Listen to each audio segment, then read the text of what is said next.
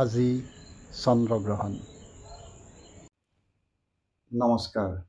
হয়, আজি চন্দ্ৰগ্ৰহণ আৰু 2025 চনৰ ভাৰতবৰ্ষত দৃশ্যমান হ'বলগীয়া এই বছৰৰ প্ৰথমটো চন্দ্ৰগ্ৰহণ আজি।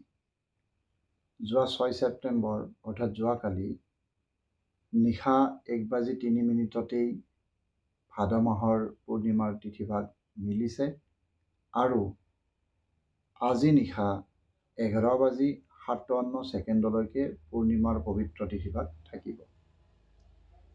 ইতিমধ্যে এই পূৰ্ণিমা তিথিতেই আজি নিশা 9:57 চন্দ্ৰগ্ৰহণৰ আৰম্ভণি ঘটিব। স্পৰ্শ হ'ব চন্দ্ৰত গ্ৰহণ লগাবলৈ। নিশা 11:11 বজাত মানে পূৰ্ণগ্ৰাস আৰম্ভ হ'ব। নিশা 11:41 মধ্য সময় চলিব আৰু নিশা 12:23 পূৰ্ণগ্ৰাস চন্দ্ৰগ্ৰহণৰ সমাপ্তি ঘটিব। এইবাৰৰ এই চন্দ্ৰগ্ৰহণ ভাগ 1 ঘণ্টা 23 মিনিট সময় ধৰি থাকিব। ক'ব খোজা কথাটো হ'ল চন্দ্ৰগ্ৰহণ, সূৰ্যগ্ৰহণ বিভিন্ন সময়ত দৃশ্যমান হয়। প্ৰতি বছৰেই থাকে, চন্দ্ৰগ্ৰহণও থাকে, সূৰ্যগ্ৰহণো থাকে। তদ্ৰূপ ধৰণে চন্দ্ৰগ্ৰহণ এইবাৰৰ এই ভাদ মাহৰ পূৰ্ণিমা তিথিৰ প্ৰথমটো চন্দ্ৰগ্ৰহণ।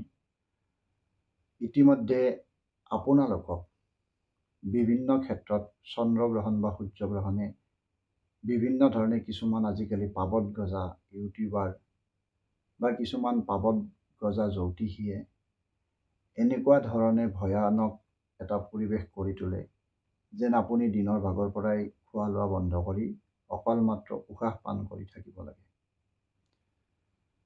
চন্দ্ৰগ্ৰহণৰ সময়ত আপোনাৰ খোৱা লোৱাখিনি খাইছোঁ, আমি মুখেৰে খাইছোঁ, পানী খাইছোঁ, চাহ খাইছোঁ, ভাত খাইছোঁ, অন্ন খাইছোঁ, যিকোনো বস্তু খাইছোঁ আৰু এইখিনি খাব নাপায় বুলি তেওঁলোকে কয়, বা ময়ো নকওঁ যে আপোনালোকে নাখাব বা খাব।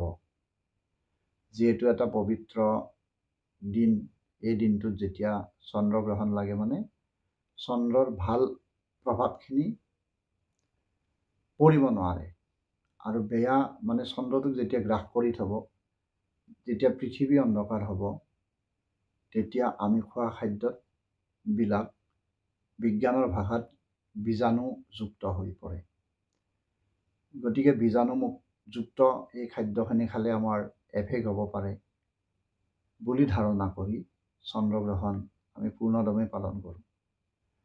মই বিভিন্ন মাধ্যমত শুনিব পাইছোঁ বা বিভিন্নজনে কৈছে যে দিনৰ 2 বজাতেই বোলে লাগিব চন্দ্ৰগ্ৰহণ, কেনেকৈ পালিম, কি কৰিম, একোৱে খাব নোৱাৰিম নেকি বুলি বিভিন্নজন মোৰ ভক্ত বা মোক পূজাৰী হিচাপে যিসকলে জানে, তেওঁলোকে যিসকলে মোৰ পৰা দিয়া পৰামৰ্শ লয় তেওঁলোকে মোক প্ৰশ্ন কৰিছে কেনেকৈ চন্দ্ৰগ্ৰহণটো উদযাপন কৰিম বা পালিম, বা 2 বজাৰ লগতেই 2 বজাৰ দিনত 2 বজাতেই পালিব লাগিব নেকি। তেওঁলোকক উদ্দেশ্য কৰি বা আপোনালোকক উদ্দেশ্য কৰি কৈছোঁ 2 বজাতে পালিবলগীয়া কথা নহয়।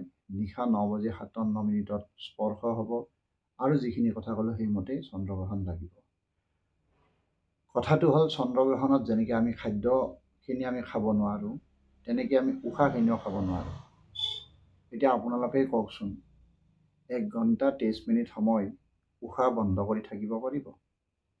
চন্দ্ৰগ্ৰহণৰ সময়ত এই বায়ুমণ্ডলত যিমান অক্সিজেন, যিমান কাৰ্বন ডাই অক্সাইড, যিমান নাইট্ৰজেন, যিমান যি গেছ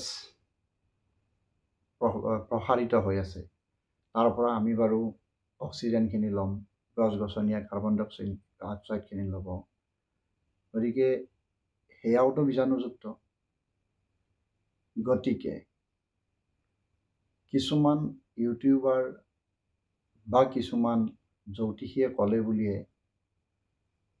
ইমান ভয়ানকভাৱে বা ইমান ভয়াৰ্ত হৈ নপৰিব।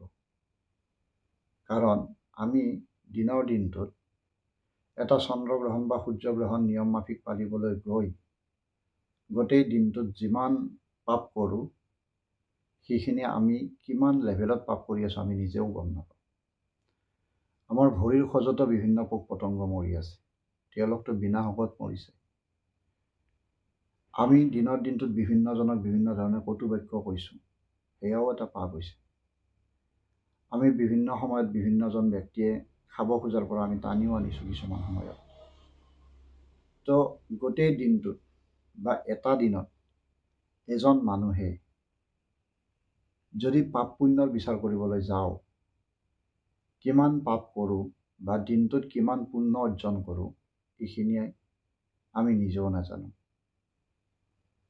সেয়েহে কৈছোঁ, এটা চন্দ্ৰগ্ৰহণক ইমান নিয়মত পালিবলৈ যোৱাতকৈ দিনটোত আপুনি কিমান পুণ্যতা অৰ্জন কৰিব চাইছে বা কিমান দিনটোত নিজকে সচেতনভাৱে ৰাখি কটু বাক্য ব্যৱহাৰ নকৰাকৈ, অনাহকত পশু পক্ষীক আক্ৰমণ নকৰাকৈ, অনাহকত জ্যেষ্ঠজনক কটু বাক্য নুশুনোৱাকৈ, অনাহকত বিভিন্ন হাই উৰুমি নকৰাকৈ নিজকে কিমান পুণ্য কৰি ৰাখিব পাৰিছে সেইটোতহে গুৰুত্ব দিয়ক।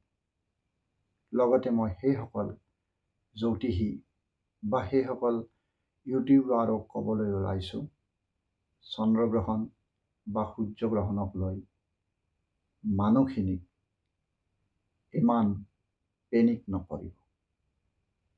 তথ্য সহকাৰে যিখিনি সময়ৰ পৰা চন্দ্ৰগ্ৰহণ আৰম্ভ হৈছে বা যিখিনি সময়ৰ পৰা সূৰ্যগ্ৰহণ আৰম্ভ হয় সেয়া দিবলৈ চাব। লগতে ক'ব, যিসকলে পালন কৰিব পাৰে কৰিব, আৰু যিসকলে নোৱাৰেতো নোৱাৰিবই। কাৰণ প্ৰত্যেকজন মানুহৰ ঘৰতে বেমাৰী আছে, ৰোগীয়া ব্যক্তি আছে, আৰু কিছুমানে নিয়ম পালিব নোৱাৰা ব্যক্তিও আছে। আপোনালোকে যি ধৰণে মানুহখিনিক ভয়াৰ্ত কৰি তোলে, কেতিয়াবা আপোনালোকৰ ভয়াৰ্ত বাক্যই একোজন মানুহক হাৰ্ট ফেইল কৰিবলৈ বাধ্য কৰাব। গতিকে নিজকে শুদ্ধ কৰি ৰাখক আৰু বেলেগকো ভয়াৰ্ত কৰি নাথাকিব। এইখিনিয়ে ক'বলগীয়া আছিল মোৰ আজিৰ এই বাৰ্তাটোত। নমস্কাৰ।